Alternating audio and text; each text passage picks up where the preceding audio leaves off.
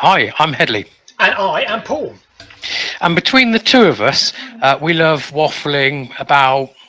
Wessex. Sometimes we may stray outside of the border of Wessex, off into Mercia or further north, perhaps. Whether it's abandoned railways, ancient trackways. Abandoned canals, ridgeways, or maybe even Roman roads. Who knows? Isn't, again, this just your YouTube channel, Paul? I think we've discussed this, Headley. I think we've given me a little bit of allowance to waffle from time to time, but that's where you're here to balance the waffle on slightly different subject matter and stop me from completely waffling for 4 hours long. That's mission impossible. Right. Just kidding.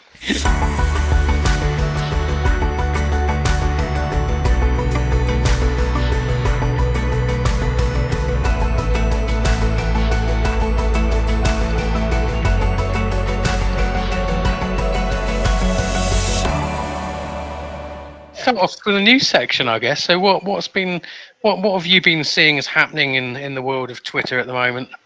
Well, Twitter's. I mean, is it on the brink of collapse? Is it going to carry on? I don't know. That tends to be where we spend most of our time. I think you're perhaps more on Facebook in the groups than I am potentially. Yeah, I help manage the Ridgeway and Ancient Tracks group on Facebook. So we've got about 80,000 followers on there, and that's becoming feels like a full-time job at the moment. I can imagine. I mean, I think I put a picture in there, didn't I, the other day for the first time in quite a while of Chute Causeway, and I can guarantee if I put something in that group, it gets a lot of likes. It's a very active group, which is really good. And you were up doing a video up there recently, weren't you? Because I was up there to go to Fosbury Camp a few months back, and that was really hot, lovely. But it's a lovely area, it really is. It is. Do you know, the oddity is I didn't use it for the location. In terms of the video, wasn't about Chute Causeway. The video was about my little lost Roman town, but it makes such a good backdrop that you can go there and you can walk on many of the different paths up there, and you've got a great backdrop straight away. Revilius country as well, because Revilius did his. Well, I don't know which one it was, but one of his paintings was almost from where you were standing down the valley. Yeah, I guess almost down the hill a little bit. We used to call that Connaught. I don't know if it's called Connaught Hill, but Connaught Hill. We used to go down there on our bikes and try and get really fast on our bikes, pedaling as fast as we could when we were kids. And yeah, looking to the left or looking to your west would potentially be where that's taken from, maybe, or painted from, should we say? Yeah. I haven't really got a lot of news, Headley. I feel really bad that I've come to this party and I've got no news. No, I haven't either. I mean, it's all about Twitter and Russia and everything at the moment, isn't it? There's not a lot happening out in our kind of Wessex domain at the moment. I think we're in a bit of a lull, but yeah. I mean, maybe one day, episode 3, we'll have it in mind that I will come to this party and I will be prepared with news. But, well, I've got one bit of news for you, actually, Paul. I've got one bit of news. I'm going to correct. You know how in your videos you kind of do, sometimes at the end you turn the whole thing around, so everything you've said so far is void, and you have a surprise. We try and do that, yes. Yeah. Well, in our last podcast, I was harping on off the back of your video about Severn Springs being the source of the Thames. Now, I've pulled up a Bing map on my screen. By the definition, the source of the Thames is just off the A436 at the National Star College. Do you know where I'm getting to with this, or do you want me to explain? No, I don't. But can I guess? Can I suggest that you? Yes. Can I suggest that you found another tributary to the River Churn? I have, and it's the and it sounds stupid, but if you look on Google Earth, I've got to get that right, and you tilt it so it's 3D, you can see the River Churn in the valley. So basically, so it starts just on the side of the A436, and it is a proper spring, water literally coming out the ground. It goes through one of those little pipe bridges under the road, and it's carved out quite this big kind of valley that goes down eastwards, I think it is. Let's have a look now.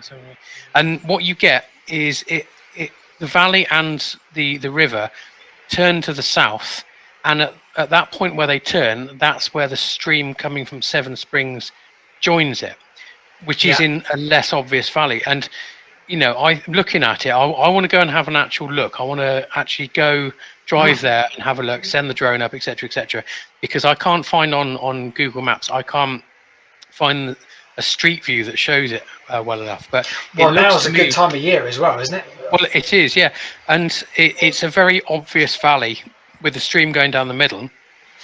The stream from Seven Springs joins it. It then obviously is the River Churn, which then goes down and joins the Thames at, I think it's Cricklade, isn't it?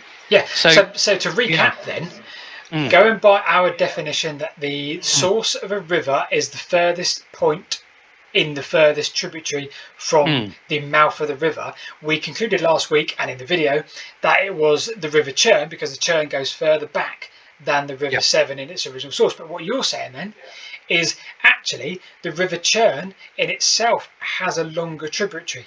So that tributary in itself is again the further back source. Yeah. Well, then that's sold in my head.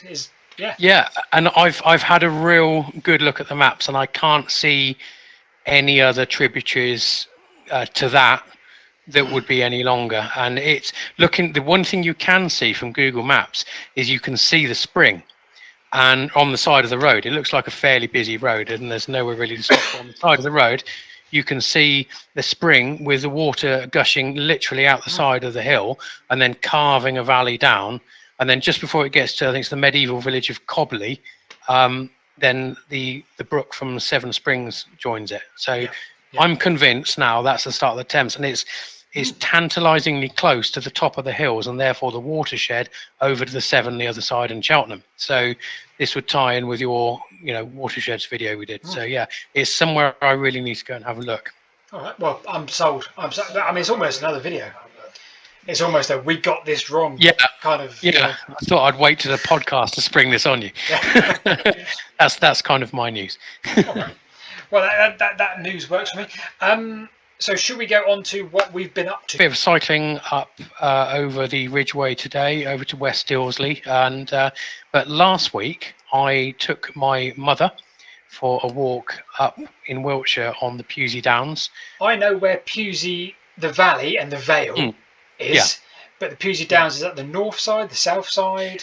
So it's the Pewsey Downs are kind of the southern edge of the Marlborough Downs. So if you imagine the North Wessex Downs being kind of like a horseshoe on its side, with the opening facing east with Newbury in the opening, and then you've got on the sort of the west of that, the curved bit, you've got the Pewsey Downs. So I mean, it's just a line of hills basically east to west. They're quite high.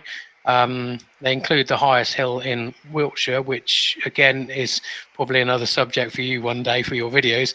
But I thought maybe I'd sort of describe them sort of east to west. So I think it's probably just outside of the Pewsey Downs, but I kind of see that Martinsell Hill is the first point on there. I know well. Yeah, I know well. Yeah. So it's nice. So obviously that's kind of just down below Marlborough. Now, medieval rubbish dump. Is that all? Medieval rubbish dump. Yeah, that's right. Or even further back, maybe it's a prehistoric rubbish dump. Yes. Well, certainly I think it's an Iron Age hill fort on top. Yeah. Yeah, lovely area. It's lovely, and it has a huge escarpment, top to bottom. I mean, it just drops down into the valley, and the top of it is 289 meters high. And then the views up there, especially on a kind of a winter's morning when you've got cloud inversion or a fog inversion, and you're up there and you look out to the east with the sun coming up. That's a picture I really need to get. Stunning hill, and you can see it from absolutely miles. It's really quite prominent. I've never been to the western end of it where the main escarpment is that correct? I've been to the bit where the bench is. Yes, so you've got the bench and the tree on its own. Yes. Which is kind of a landmark, really. Yeah. And then I've what you never have been to that end bit where they almost, because it was, I think, what is it called, a promontory hill fort or something on the end. Yes, yes. Yeah. Yeah, well, that's on the giant's grave, which again is stunning. So you have the Mid Wilts Way, which, in fact, I think it runs most of the way through the Pewsey Downs as well. But I think you've got the Tan Hill Way and the Mid Wilts Way. This is where I get confused again. And the Mid Wilts Way skirts around the side of Martinsell Hill. Yeah. And I think the White Horse Trail meets it as it goes down to Giant's Grave. And I've forgotten who lives there. There's a Conservative MP and ex-MP, very famous. Was it Douglas Hurd? I can't remember. Anyway, someone lives down here in Rainscombe House at the bottom and sent their gardener up to tell me off for flying the drone there. But yeah, but you've got the Giant's Grave, which is kind of a long hill that dives down towards the village of Orr. Yes. Absolutely stunning. And then above the village of Orr, I think you've got Hewish Hill. And you've got a little village of Hewish in the hill. So we're going a little bit further west now, and there's some earthworks along the top. And you've got, and this was great from the drone, you have a small woodland in the shape of a heart. Oh, is it woodland? But it's bushes anyway. Yeah. Quite big in the shape of a heart. And sold a couple of pictures of that. And in late summer, I don't know what plants it is, but it's all red. So you've got this red heart on the side of the hill. Wow. And you can't see it from the ground. I caught it on Google Maps when I was looking for places to fly around there. It's absolutely deliberate, do you think? I mean, are we talking planted deliberate with red? Very manicured. I mean, it might be that there was a patch kind of heart-shaped and they decided to make it perfect heart-shaped. Yeah, exactly.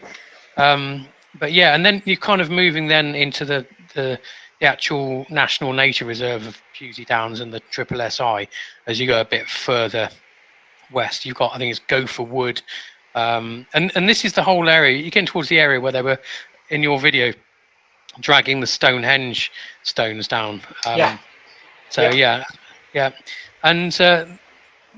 nice. You've got another kind of ridge that dives down towards Hewish, which is absolutely gorgeous along there. And then you've got kind of a ridge of hill. You've got the fantastic named Golden Ball Hill with its dew pond on top. And I think they're the Tan Hill. But the views are great, and you can see right across to Salisbury Plain. So you kind of when they're, I mean, at the moment they're training the Ukrainians artillery practice over there. So you can be walking along, and there's just a big thud noise. Well, like when we were walking up there for a few weeks back. Video a few weeks back. So you kind of got a ridge diving down there, and then a bit further along you have Knapp Hill. So again, it's all the same line of hills. You've got Knapp Hill, and it's got like a Neolithic causewayed enclosure. That's what it is. I've got some notes here actually. So there's a causewayed enclosure, and there was also a Romano-British settlement at one point as well. And it's gorgeous. The views, it's sort of 180 degree views from up there down into the Vale of Pewsey are absolutely stunning. And then you've got the Kennet and Avon Canal going through the middle of that as well. And then there's, sorry. Yeah, that's just south of West Woods, because you mentioned obviously the David Nash with the Stonehenge. Yes. And which way did the stones go? Because obviously they found out where they came from. And my little theory, well, not my personal theory, of course, but between Knapp Hill and Adam's Grave, obviously you've got the shallower part of the ridge. That's right. Where it seemed like the most obvious sort of point to go down the hill there, I guess. Yeah, I remember that. And that's, again, I've probably overused the word stunning already, but that's where you get a lot of artists doing a lot of artist paintings down there. I know, like Anna Dillon's done one and everything. And you got that's the best place to park as well. Incidentally, you got that free car park down there. It's absolutely stunning. So that whole area is that's the parish council for Alton. So you got coming off the ridge for a minute down into the valley, you got Alton Barns and Alton Priors. So you down there, the two villages kind of run into each other. Alton Priors is just north of Alton Barns, and then you've got the kind of little village of Honey Street just below. It's a great cafe, does some amazing breakfast. I mean, they're medium breakfast. I can't handle it. God knows what their large one's like. But Alton Barns is stunning. You've got there's a little church in Alton Barns, St Mary's Church, right next to where David Carson comes from as well, the And then next you've got Alton Priors, which is All Saints Church, which is, I think it's really old. It's a 12th century church. And I remember him saying there's a video done by the Hidden Wiltshire guys. Really worth searching on YouTube. I've seen that video. Yeah, it is very good. I really love it when people really put that effort into the production, and it's got everything: the music, the drone footage. It's got a bit of everything, and it's obviously got a lot of the history too. But yeah, really, really worthwhile watch. Yeah, not to big up the competition or anything, but you can't deny the fact it's worth watching. It's got some stunning evening and morning. I think it's evening drone footage on there by Glenn Coy, and so it's him and Paul Timlett interviewing David Carson and walking over the downs, and they were saying about the little path going between Alton Barnes Church and Alton Priors Church was the flagstones were laid because the cleric didn't want to get his cassock wet and dirty as he went along. And in fact, I think Alton Priors, he mentioned there's a yew tree that's 1,700 years old there. Oh, that's just crazy, isn't it? That is crazy. Basically that we're talking. The Romans would have seen that yew tree, that very yew tree, at the end of the Roman era. They'd have been looking at the same yew tree that we look at today. Yeah. Oh, that's mad. There's got to be because yew trees last forever, don't they? They kind of get quite wide, don't they, at the bottom, and you often see them in churchyards. There's got to be a website somewhere. I haven't looked, but it's got to be a website listing the oldest ones in the country. If 1,700 years doesn't, the only other tree like that I've seen is the dragon tree in Tenerife, but I can't remember how old that is. But that's really, really old. Yeah, but, someone will know. Someone will know. There's a mystery for our viewers.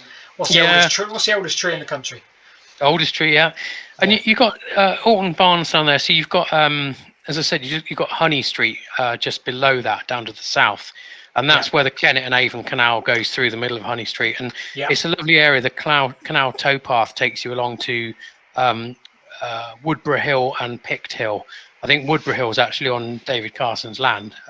Right. Well, he doesn't own the land. He manages the land, and he was showing us around that area and along there. And there's also a monument to a downed Albemarle bomber in the Second World War, and also there are tank traps going over the bridges there. It's wonderful. Yeah. And Honey Street itself is great. So you've got the cafe there, but you've also got Crop Circle Museum. Really? Yeah. No, I don't know quite how this fit. I mean, the crop circles. I mean, I don't know what the landowners actually think of the crop circles. I believe that they used to the crop circle makers used to congregate at the Barge Inn, the pub in Honey Street, and plan their circles. Sorry to kill anyone's dreams if they're seeing aliens or anything, but some of them, I mean, it's worth going. I think it's a free museum to go in. It's quite small, but it's a free museum. They've got some wonderful large pictures in there, and there was pictures of some of the recent ones. I mean, they're absolutely incredible. So this poses a question. When you say a crop circle museum, I mean, it's pictures, right? I mean, there's nothing you can put in the museum that's physical, is there? Here's a picture. Yeah, it's pictures with a very brief description, because obviously these have been going on for a while, and you can tell that more recently they're becoming more sophisticated, which is completely. Do you know, sorry to interrupt. When I was a kid, I used to love this, right? Because it was like, oh wow, crop circles, aliens, blah blah blah. Yeah. And my mum took me to a talk in Monkston Village Hall. Monkston's in Hampshire, not far from Andover, with the guy who was part of the Trogs, because he was very much into it at the time. Oh, okay. I can't remember the guy. The Trogs, as in Wild Thing. Yeah. And he did a speech on it, and I bought a book as a kid. I bought a book on crop circles because I got a picture of it was like 1987 or something like this, and I was like 10, and I was fascinated as a 10-year-old by crop circles, and I've got this book downstairs now. To this day, I've got this book that he signed. Oh, if I can remember the name of the guy from the Trogs, people will be screaming and bashing their keyboards now. But he wrote this book on crop circles as a believer of crop circles, which as a 10-year-old boy I was too. Fascinating. So they've got a museum. I didn't even know they had this museum. This is brilliant. Chris Britton, Pete Lucas, Chris Allen, John Doyle, or Darren Bond. There you are. There's the trogs. Okay. It is good old Wikipedia. Yeah.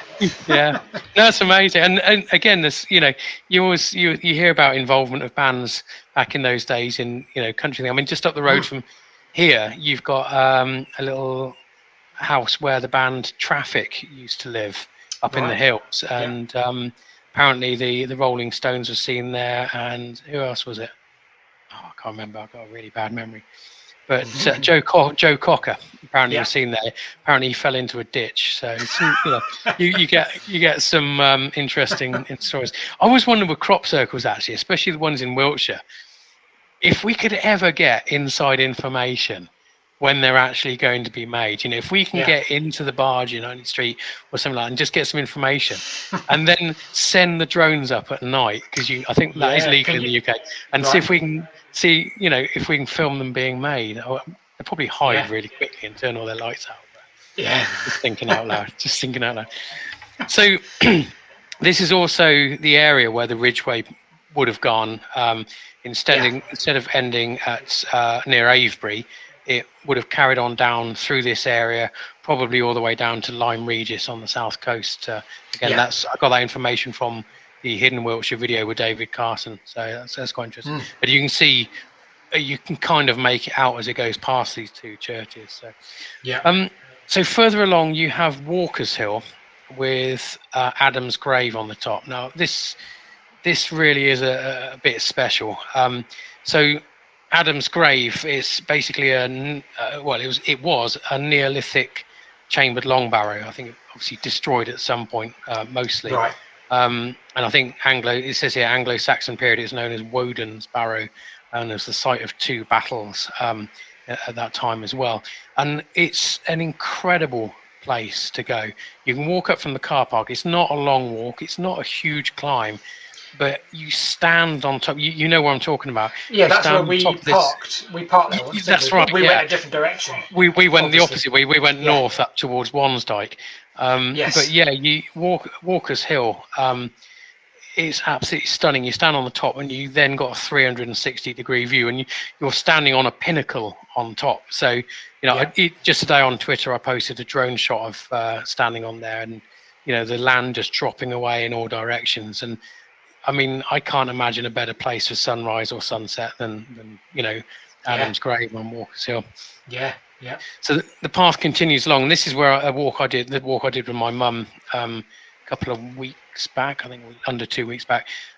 So again, you've got the Alton Barnes White Horse on Milk Hill, which is next to Adam's grave. So the horse is 180 by 160 feet. It was cut in 1812, so it's not that old. It's nowhere near as old as Uffington horse, which is 3,500 years old potentially. But this is a very fine looking horse. It was modelled on the Churhill White Horse.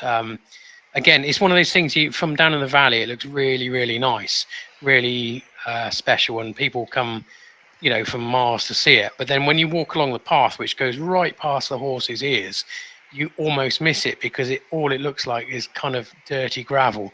It doesn't look like a horse, and if you didn't know it was the horse was there, you wouldn't notice it. But I know David Carson was saying to me about how they re-chalk it, because he had army connections. Colonel, the name Colonel gives it away. He actually had, I think it was a Chinook, come in and with a big net underneath and drop loads of chalk. Okay. I was under the impression they may. I'm sure I've seen a video, like a Tom Scott video, where they actually hammer it as well.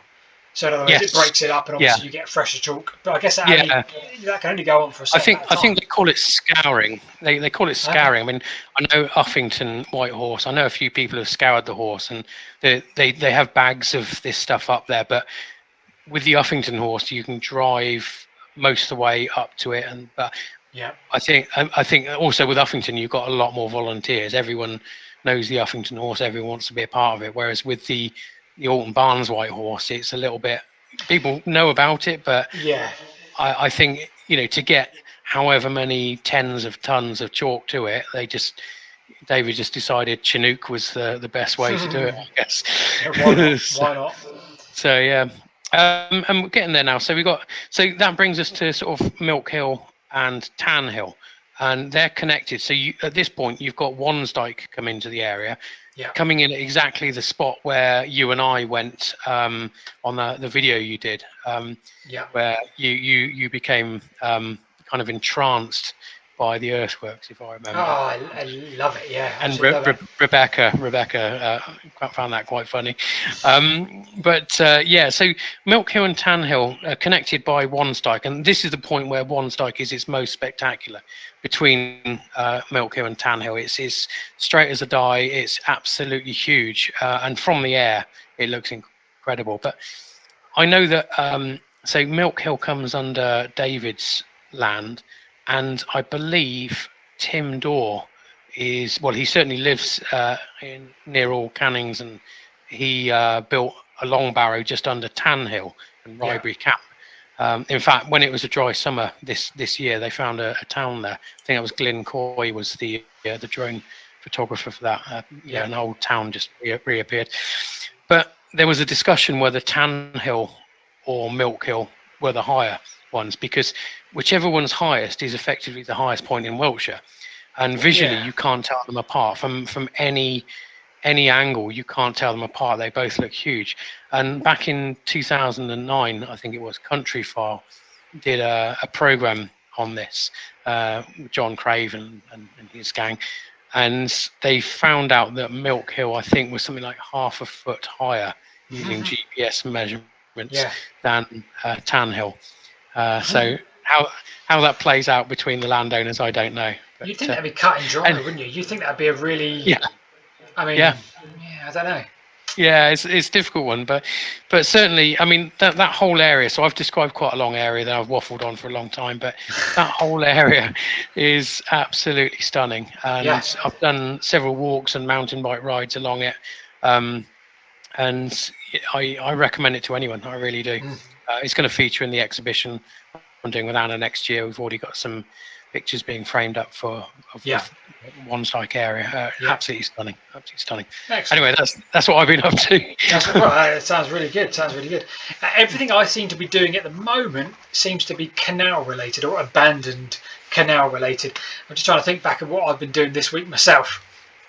And despite obviously today's video being about Lordings Lock, which we'll come to probably in less than 10 minutes, but what I've been up to this week, I've been doing another canal video, abandoned canal video. So ages ago, we did a video on the Salisbury and Southampton Canal. So it's basically two arms of a canal. They did Salisbury down to Mottisfont, where it hooked up with the Andover Canal. It then went down to Redbridge on the Andover Canal, and then the other branch was Redbridge into Southampton, and they had intended to get to the Itchen. They built a very long tunnel underneath Southampton, and that sits 1 foot underneath the current railway tunnel. Whole another story which I won't go into, but the focus of this video was on the other end, the Salisbury end of the canal, and how far did they get. And it's amazing. I find that what I love about it is no one really knows. So the documented evidence says they got as far as Alderbury. So they didn't even get as far as Salisbury. They got as far as Alderbury and Alderbury Wharf. So that's like 2 miles, 2 or 3 miles to the east of Salisbury. And that was as far as the canal went. They opened it sort of 1802, 1803. And it was abandoned within like 10 years. Complete failure. But when you have a look at some of the newspaper records from 1780, 1789, there's so much talk about this wonderful canal that's going to be built. It's going to link Southampton up to Bath and Bristol, and then all of the canal network in the Midlands, and its canal mania is going mad. And the one big problem they had was Alderbury Hill. They were going to have to build a tunnel under Alderbury Hill. Now, if you go to Alderbury, you'll find a road named Tunnel Hill. So for years now, I've been thinking there has to be a tunnel. Paul Clifton, who is a BBC Transport correspondent, also says, they definitely started a tunnel. And And for the life of me, I cannot find any documented evidence to say they even started. Yet there's a road in Alderbury called Tunnel Hill. So I said, okay, Rebecca, right, we're going to go and do a video on Alderbury Tunnel. Don't care if it existed, because some of the best videos are about tunnels that didn't even exist. So whatever. So this week we made a video on Alderbury Tunnel. Did they build it? Did we find any evidence it existed? And everything that surrounds it. And it was great fun. Really good fun. We love doing a video where, if I go in an old railway tunnel, there's only so much you can film. You can tell the story. You're just in a dark tunnel. You need torches, and you're just showing. Oh, there's a wall. There's a recess. But to tell a story of a tunnel where no one really knows, ask a local. No, I don't know why it's called Tunnel Hill. And that fascinates me. So that was our adventure this week. That sounds great. Bit different, but there'll be a video obviously within a few weeks. Yeah. As you can imagine.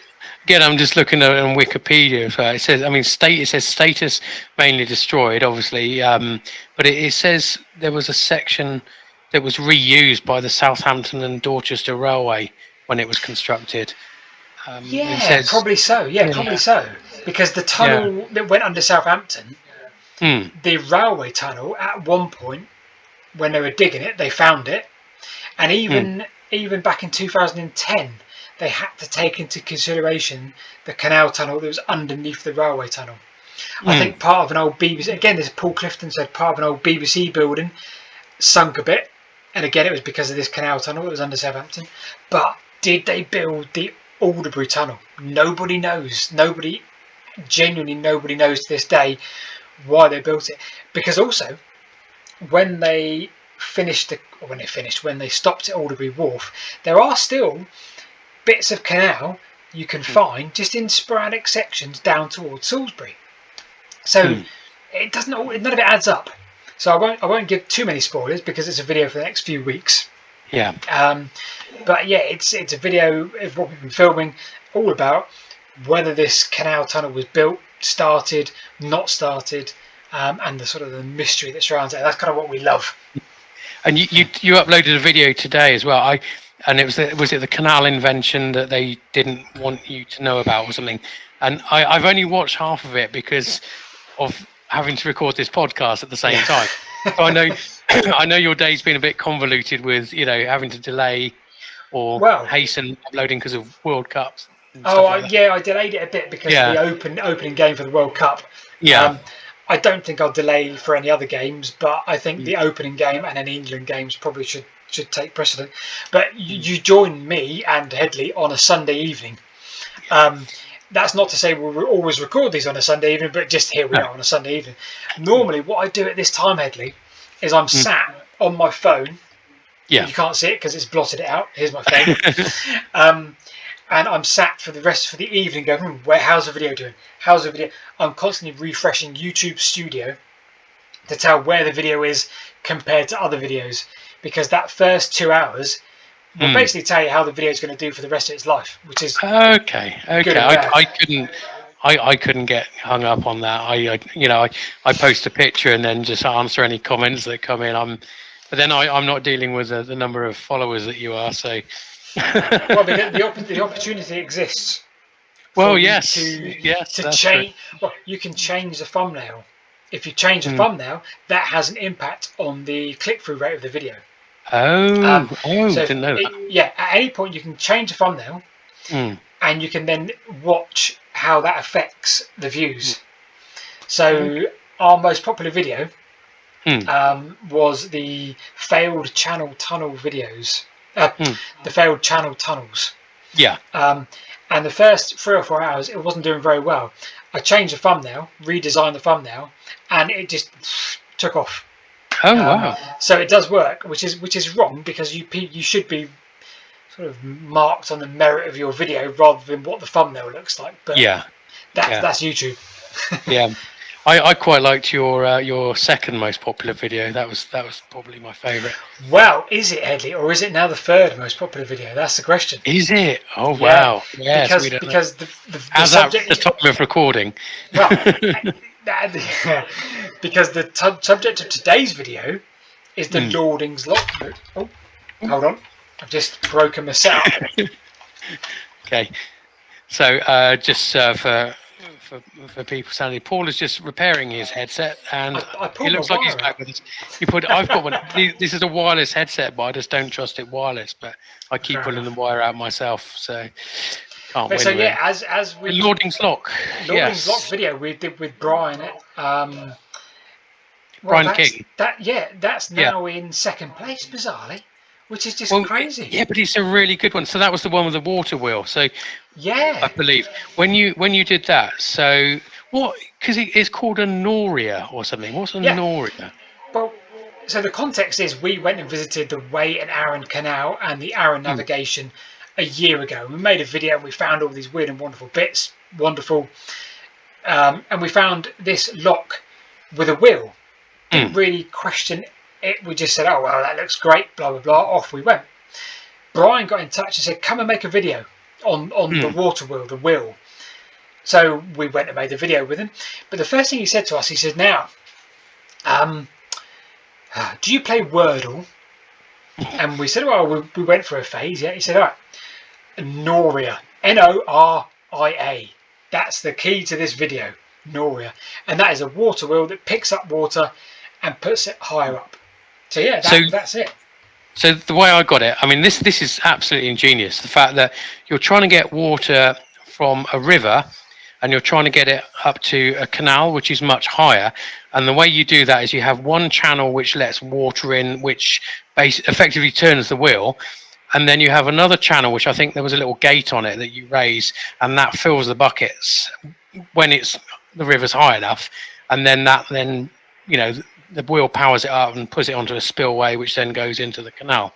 So I was watching that. But when you did that, because I think it was the mid-90s or something, wasn't it, that they were reconstructing the lock there, and Yes, then guy called according to Winston, your I video, think.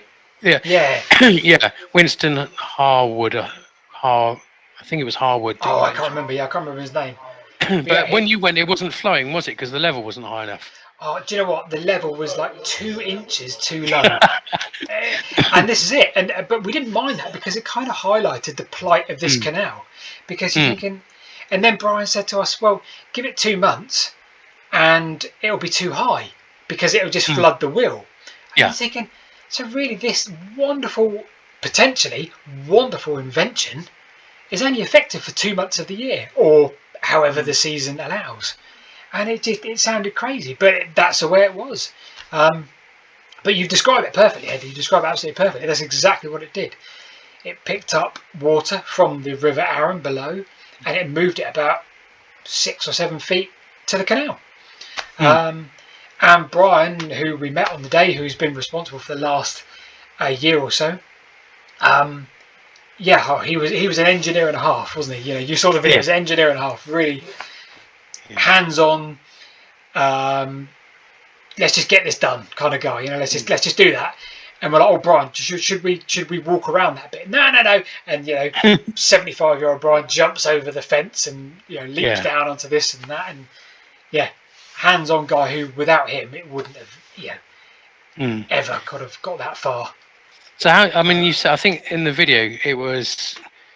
I got it here. 1780. I think that it opened. It was working for about 100 years. So, I mean, you know better than me how a canal works. If it's only lifting water, I mean, I suppose the original wheel might be slightly different dimensions and construction and everything. I don't know, but if it's only working for some of the time, what happens to the highest point of a canal? It just kind of Oh dries yeah, up, great or question. Yeah, good question. I mean, uh, there's no recorded drawings or mm, plans for that wheel, so they don't mm, really know at what period it worked.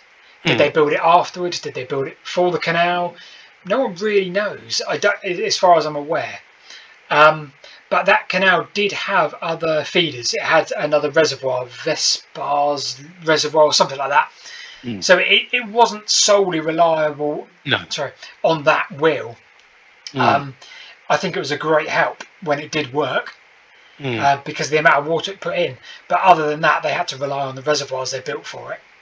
mm, But it's just, I mean, Brian his enthusiasm and his passion for it is just, we love to see that. We love to see someone that's done this and show everybody. And yeah, it's got 340,000 views, which is crazy. It's just bonkers, but it shows you that it's really all about that bit of heritage, that bit of canal, rather than anything else. And it's wonderful to see. Brian keeps messaging. He says, "Oh, am I a national treasure yet?" I said, "Yes, yes, you are, Brian. Yes, you are." Absolutely. We'll have to. Have you? He sounds like a character. Have you done one on Tim Dawes' Long Barrow yet? Because that could be a future one if you wanted that. Yeah, no, I haven't. We haven't. I think the interview style videos I like doing. Yeah. They're difficult to do, but I've got to sort of use my brain a bit. And we need 2 cameras on the go so I can interview someone, and then I've got plenty of cutaway. But I think the Tim Dawes one could work, definitely. But it's also about doing it in a really respectful way, because it's used as a modern burial. That was the whole purpose, wasn't it? It is. I was lucky enough to go in there, and it's the temperature follows the season. I think I probably said this before. The temperature follows the season, so it's warm in the autumn and it's cool in the spring. But and it's used as there are urns in there. So I don't know what the implications of it's probably that you wouldn't be able to actually film in it, but certainly flying around it and stuff and talking to Tim. So with the water wheels, are they? Sorry, I hope you don't mind all these questions. I'm intrigued. Well, that style of water wheel where you've got you've got a pickup channel and you've got a kind of a driving channel. Were they common? Well, I don't know of any other. Brian kept on using the phrase "the only surviving Noria in the country." Yeah. And what he didn't allude to was how many more he knew that did exist. So, my question, and this is again for our viewers perhaps, is how many other Norias were there? Because I don't know of any. People keep on going, "Oh yeah, I know of one," but then actually it turns out that it isn't a Noria in its true sense. It's just a water wheel that did something different, or it carried water downwards or whatever. But the Noria definition, to pick up water from a lower level than where it's placing it, using that system of buckets. And as you said, Headley, two points of entry, one to power the wheel, so you need a big enough drop, and the other to go in at a certain level and go round and then fill the buckets themselves. There are some in the Middle East, I think, that still survive and still working today. But the UK, I'd love to know if there were more in that invention, because the people that built the canal or came up with that principle, where did they get the idea from? Was it just in someone's head? Or it's ingenious. You've got this water to get from here to here, and you've got no energy source at all other than the flow of the water. It's really, really clever. It is. And there were a lot of these engineers went from canal to canal. Certainly in the West Country, there's a guy called James Green who loved the idea of boat lifts. Instead of locks, he loved boat lifts. And he had 3 or 4 different attempts on 3 or 4 different canals. Bude Canal, the Great Western Canal, and one more I can't remember the name of. But I wonder, I love the notion of these people knew each other, and they knew what they were trying there, and they knew what they were trying there. But where did this notion come from? As you say, did it just come up with it? Right, we've got a water source, so there's our power. How do we convert that energy into lifting the water? And I wonder, like I said, where did all these ideas come from? I'd love to know. I guess we're never going to find out. Frustratingly. I'm wondering if maybe, because obviously it was covered up and it was uncovered during lock restoration works. Well, that's probably not that common, those kind of restoration works. So what's to say there weren't lots of them? I mean, they were ultimately superseded, like things like the Crofton pumping beam engine station for the Kennet and Avon and stuff like that.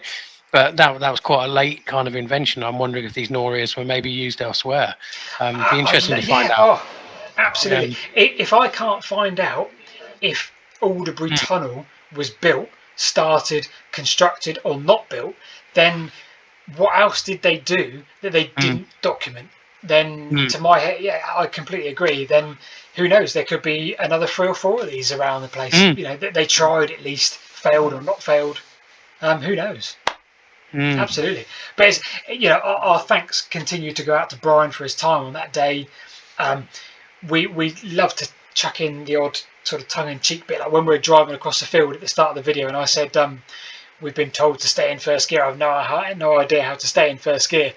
I've probably had 100 comments of people telling me how to use an automatic using paddle gears. I don't know. I just sat in the car and drove. But it's funny how people go, this is what you do. If you want to change gear in an automatic, you use the paddles on the wheel. But it all adds up to a video that does well because people are interacting with it, even if they're shouting at you to change gear. Yeah. But yeah, we did. We had to drive probably 1.5 miles across those fields. So there's another thing you probably couldn't do now because it'd be so muddy. And it wasn't a 4x4; it was just a genuine normal. Yeah. I'm in a hire car at the moment, and the only hire car they've got spare is a Golf GTI Boy Racer. It's like 2 inches off the ground. It's got wheels as wide as your house. And fast on the tarmac, but not over a field. Yeah, it's not through choice. I can assure you that. But I struggle in the rain, let alone across a field. And the police have caught many of those chasing them into ploughed fields before. So. Yeah, absolutely. Yeah, fantastic. Yeah, so that was it. That was Lordings Lock, or Lordings Lock and Waterwheel, or I think it's Orford Lock and Lordings Lock. But yeah, it's a wonderful place. You should go and visit. Really should. I should. And I liked in your video today this what they called, not the spillways, the kind of the overflow bits where the canal gets a certain level and then it kind of drains down and then ultimately into a river. It reminds me of the there's kind of a water sculpture in Newbury off the Kennet and Avon, and when the lock gets to its top, it overflows and it makes this kind of vortex in a thing, and it reminds me a little bit of that. Yeah, I didn't want to. We only intended to make that about a 7 or 8 minute video. They just restored these overspills. And I thought, how can we name the video? Yeah, well, they didn't want to use these, so let's call it the things they didn't want to use. But then, of course, we bumped into Basil. If you haven't seen the second part of the video, you haven't seen Basil yet. No, I've literally got it on tab here. It's halfway through before we did this. in a minute, you're going to see an 85-year-old volunteer, similar to Brian but older. Called Basil, and he's a lovely guy, and he told us all about Pewsham Locks. Pewsham Locks wasn't even supposed to be in the video. It was supposed to be just about these newly restored overspills they've made. But Pewsham Locks is the second part of the video. So it turned into a video that we weren't expecting it to turn into. That's brilliant. Bizarre. So yeah, that was Lordings Lock. It's great, and I can see it's not just your splash page that gets the viewers. That was just a genuinely great video to watch. Sorry, I'm not going to give you a big head here. So we've got a section called Listeners' Mysteries. We have. Now, obviously, we've recorded so far these first 2 podcasts and potentially the third before we even air them. So we haven't had a section, but if anyone has got any mysteries regarding Wessex, it could be anything. It could be regarding paths, canals, people, history, culture, arts, photography, anything, farming, anything to do with Wessex whatsoever. Do send us your mysteries. You can contact myself and Paul on Twitter or any other mechanism via YouTube, and I think we're also on Instagram and that new one, Mastodon. Yes, I've still not got to grips with it, but we're trying. Yeah, I haven't got to grips with it. I'm using it as a lifeboat if Twitter disappears. I don't think it will. I can't imagine someone ploughing billions and billions into buying something only to kill it straight off. So hopefully not. Yeah, I think you're right. So listeners' mysteries. Now, I haven't got anything at the moment, obviously, but I believe you might. Somebody messaged me on Twitter yesterday, and they said, and thankfully I can answer this mystery for us now. So rather than keeping it open for a week or two, we're in a village called Highbury in Dorset, and they said, I can see like a canal-like feature. What exactly is that? And it didn't take me too long to remember that we'd actually done 2 videos on what was called the Dorset and Somerset Canal. And again, it was built in the Canal Mania area, but it wasn't built. It was intended to be a huge, long canal, and it was the only bit that survived or was built was a branch, and I basically just said, "Oh yeah, this is the video you can watch." It was, and I can't remember exactly where. Yes, a Highbury in Dorset or Highbury in Somerset. Oh my goodness me! See, this is bad mystery hour. This is not me actually giving a comprehensive answer to the person's question, other than I just copy and pasted the link to the video because it was 2 years ago and I can't remember. Maybe it's Highbury in Somerset. Thinking about it, but anyway, the point being, they only built a branch of this canal. I'll pop a link in the description below for both the podcast and the YouTube video that will be out in this. But either way, I solved a little bit of the mystery and said, watch the video. It wasn't through any great memory of mine or any massive knowledge. It was just a case of, we did a video on that. Here's where you can watch it. It was part of the Dorset and Somerset Canal, and the only bit of that canal that was built was a branch of about 4 or 5 miles long. But it's wonderful, and there's loads of it left, and you can go and see this guy's house. He bought it in the 1970s, and it's got an aqueduct in his garden on the Dorset and Somerset Canal. It's called the Hucky Duck Aqueduct, and it's called the Hucky Duck because the people that built it couldn't pronounce aqueduct. All these navvies that built this wonderful structure in this guy's garden couldn't pronounce aqueduct, and apparently they called it Hucky Duck. And the Hucky Duck Aqueduct still survives, and the guy is so lovely that I promise you now, you could go and knock on this guy's door and he'll give you a tour of his house, and up onto the aqueduct. Lovely guy, used to be a train driver. But Google it, people. Hucky Duck Aqueduct. Anyway, I've waffled enough about this mystery. That's fantastic. I do have one mystery, actually, thinking about it. So it's kind of it came about when I posted a picture the other day of the Dyke Hills in Oxfordshire. So I'm not going to take too long on this, but it is river related. So you have around Whitnham Clumps, and this is, again, still just about within our territory here. I think the River Thames, River Thames was the border between Wessex and Mercia for a lot of the time. But just north of the Clumps, you've got some parallel earthworks that's called the Dyke Hills, and it struck up a conversation on Twitter between myself, Professor Alice Roberts, and Dr. Wendy Morrison, who is a hill fort specialist who studied the area and has written about it. And she also I also saw a video or heard something that she was describing. I actually met her there for a pint once. And so the River Thames comes down from north to south to the Clumps. It then goes along the bottom, and it's joined by the River Tame.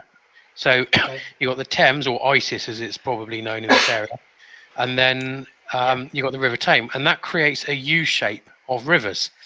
And so the settlement in the middle of this U-shape, they cut it off by draining the Thames at the top along to meet with the Tame, which effectively made the whole area an island. And so you can see these Dyke Hills, and that was the mystery. It's like someone said to me, "What are the Dyke Hills?" And if you look at a map, it's fairly obvious. And my theory wasn't disputed by either Professor Roberts or Dr. Wendy Morrison. So I'm taking that as being correct for now. Yeah, absolutely. Yeah. Yeah. So do send in your mystery questions if there's something you've seen locally or something you want to know what it is. Me and Heddy would love to have a look at it, and I may even plagiarise it and get a video out of it. Who knows? Yeah. So for the YouTube, so obviously we're going out not just on Wessex Ways Podcast, but we're also got Wessex Ways YouTube where you can see these podcasts.